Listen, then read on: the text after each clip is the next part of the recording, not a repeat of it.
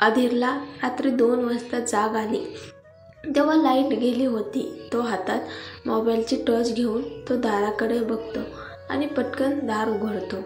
अन्वी दारात बेशुद्ध पडली होती.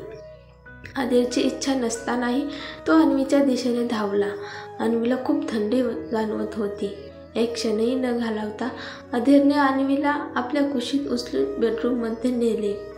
अधीरने पटकन अन्वीला ब्लँकेटने झाकले आणि तिचा निरागस चेहरा हातात धरून म्हणाला, अन्वी, माझा छळ सहन करू नकोस. तू तुझ्या आईकडे परत जा.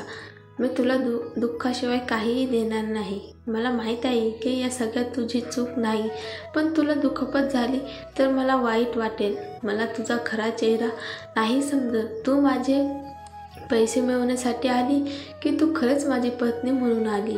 तू कशासाठी पण आली असो, पण तू माझ्या आयुष्यातून निघून जा. तू मला बदलू शकत नाहीस, कारण मला सावनीसोबत लग्न करायचं आहे आणि तीच माझ्या हृदयात आहे आणि त्यामुळे तुझ्या चांगुलपणाचाही चुराडा करीन मी. तुला जगून देणार नाही, म्हणूनच मी तुला निघून जाण्यास सांगत आहे.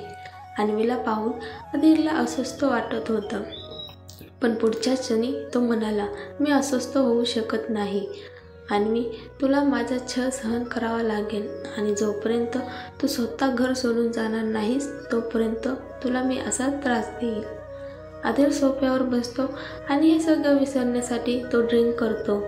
थोड्या वेळाने त्याला नशा चढते.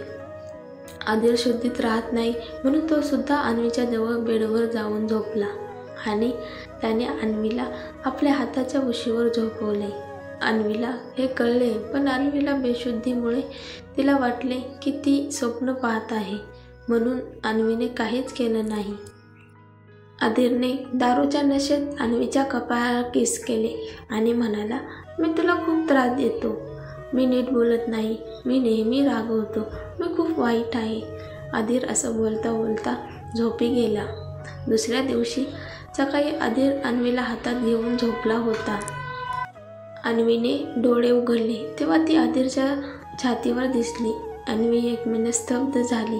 तिने मनात विचार केला, मी इथे कसं काय आणि अधीर इथे कसा काय आहे?